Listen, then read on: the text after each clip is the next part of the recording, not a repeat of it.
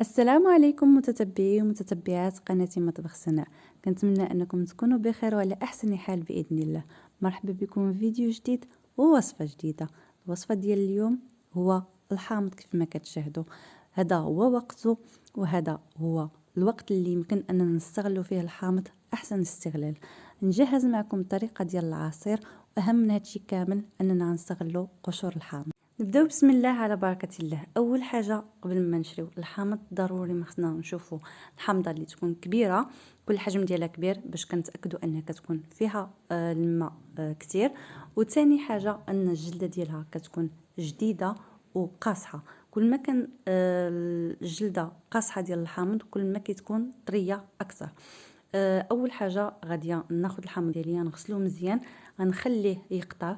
بالنسبه من بعد ما جبناه من السوق غادي نغسلو ونخليه. بالنسبه لي انا خليته لمده ديال يومين، عاد قطعته نصاص، ولكن 4 ديال الحبات خديتهم جداد ودخلتهم للثلاجه باش القشره ديالهم تبقى صحيحه. كيف ما كتشاهدوا من بعد ما عصرت العصير كامل، يعني عصرت 10 كيلو ديال الحامض وضعتهم في اناء، احتفظت فقط بأربعة ديال الحمضات عفوا. غادي نحكهم في الحكاكه، ولكن غنحك غير القشره الصفراء فقط.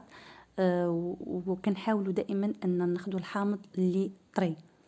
كيف ما كتشاهدوا من بعد ما حكيت القشور ديال الحامض، فانا خديت غير الصفر، ما دخلتش في البياض.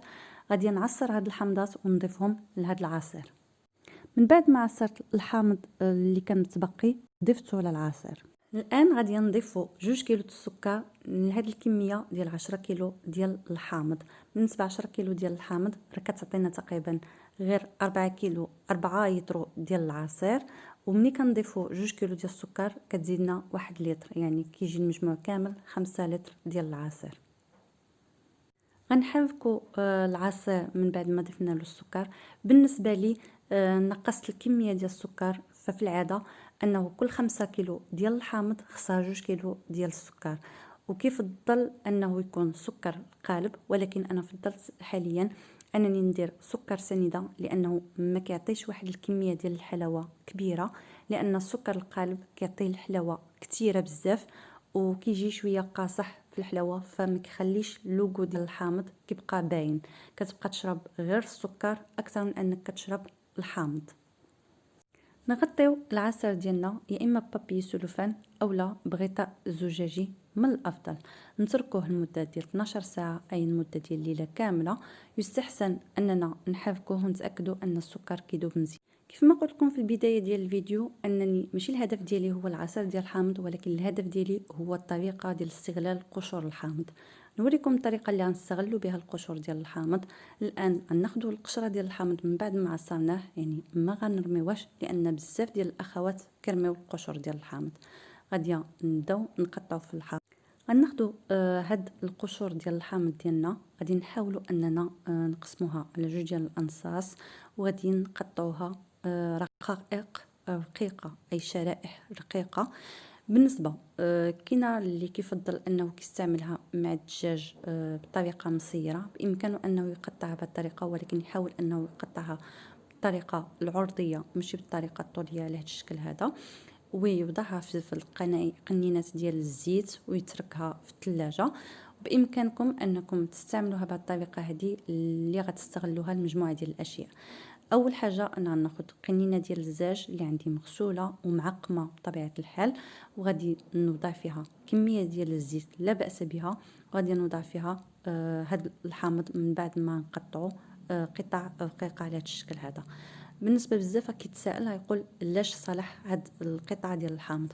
اول حاجه انايا كان نشرمل بهم الزيتون، فكيجي الزيتون لذيذ وشرموله ديالو كتجي زوينه. ثاني حاجه كنشحر بهم البقوله اولا اي حاجه كتبغي شي قطعه زيتون او الحكيكه ديال قشره ديال الحامض. سمحوا لي شي حكيكه ديال القشره ديال الحامض اولا قطعه ديال الحامض، فكنستغل هاد القشور ديال الحامض فيها. غادي نقطعهم بهاد الطريقه رقيقه، وغادي نوضعهم في القنينه ديال الزاج. وكل ما عمرت واحد الكميه غادي نضيف عليها كميه ديال الزيت حتى غنوصل القنينه كامله. من بعد غنضيف الزيت باش نعمرها حتى الفم ديال القنينه.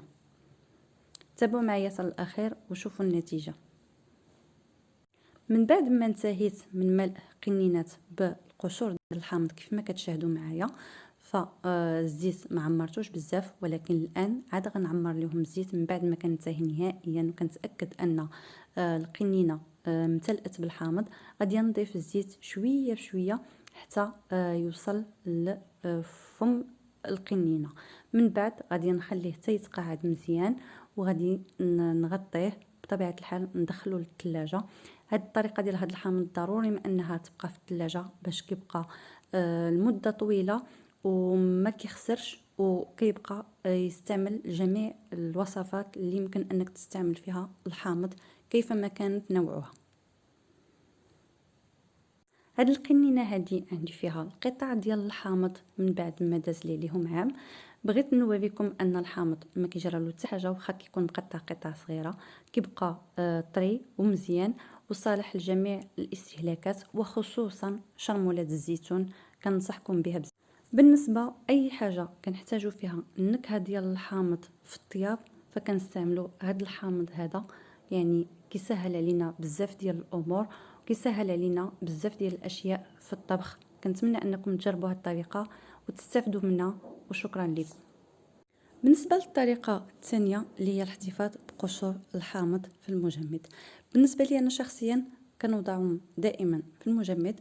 فملي كنبغي نسلق البربه اولا الخرشف اولا حتى القوق، فدائما كنستعمل غير القشور ديال الحامض اللي عندي في المجمد، فما كنحتاجش انني ناخذ الحامض صاين اولا الحامض طري ونوضعه، لان في البدايه اولا في النهايه فالقشره كنحتاجوها وما كنوليوش نعاودو نستعملوها مره اخرى. فهاد القشور هادو بدل ما نرميوهم وهمايا طريين فنحتفظوا بهم في المجمد، ومنين نبغيو نسلقوا شي حاجه نستعملوهم ففي الاخير كيترماو. العصير ديالي من بعد ما دازت عليه 12 ساعه بطبيعه الحال غناخذوا شي صفاي باش نصفيو هاد القشور قبل ما نسكبوها، لاننا الا ما صفيناش الوجه في البدايه كيصعب علينا اننا نفرغوه في القنينه ديال اللي غنحتفظوا به في العصير. حاولوا اننا نصفيوه في البدايه من القشور الكثيره، ومن بعد عاد نصفيوه التصفيه الاخيره باش كيبقى لنا غير العصير فقط. الان من بعد ما خديت القنينه اللي غنستعملها بطبيعه الحال خصها تكون مغسوله مزيان وتكون يلا الاستعمال الاول ديالها، يعني نفضلوا اننا ما نستعملوهاش كذا مره، وغادي نوضعوا فيها العصير ديال الحامض من بعد ما غنصفيوه بطبيعه الحال.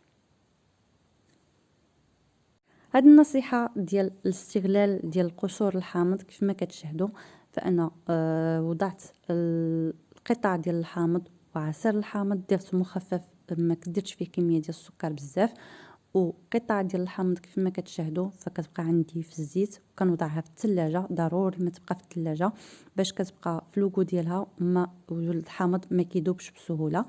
اما بالنسبه للحامض اللي كنوضعوه في المجمد فكيبقى على طول السنه ما كيوقع.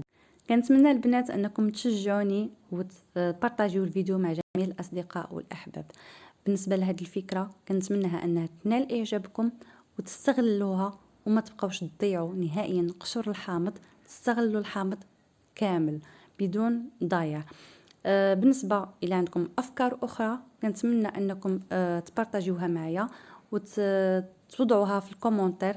انا دائما فرحان الاشاره ديالكم، وان شاء الله يوم مبارك سعيد. سمحوا لي على التاخير، كنتاخر عليكم بزاف، ولكن كنبغي نقدم لكم حاجه مفيده. الطريقه اللي غنعطيها لكم ديال وضع العصير لشخص واحد، غادي ناخذ اول حاجه كاس اللي غنستعملوه لشخص واحد، غناخذوا الماء بطبيعه الحال. اول حاجه غنوضعوا العصير ديال الحامض.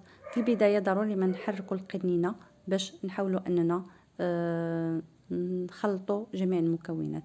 غنوضعوا ربع كاس تقريبا ديال الحامض، وغادي نضيف عليه الكميه ديال الماء. بالنسبه اللي كيبغي العصير يجيه خفيف يكتفي بهذه الكميه، اللي كيبغي العصير ديال الحامض يجي قوي يضيف كميه اخرى ديال الحامض. بالنسبه لي انا كيعجبني العصير يكون المذاق ديالو قوي، فضفت كميه اخرى ديال الحامض فكيجي رائع والمذاق ديالو لا يقاوم. اهم حاجه انك تحس بالمذاق واللوغو ديال الحامض وما فيهش الكميه ديال السكر بزاف. كنتمنى انها تعجبكم هذه الطريقه وتستعملوها، ونحاولوا اننا نقصوا من السكريات ومن المواد الغير صالحه لاجسامنا. كنتمنى هاد العصير وهاد النصائح اللي قدمتها لكم اليوم انها تنال الاعجاب ديالكم، وما تنسونيش من التشجيعات ديالكم واللايك، وبارطاجيو الفيديو مع جميع الاصدقاء والاحباب كي تعم الفائده.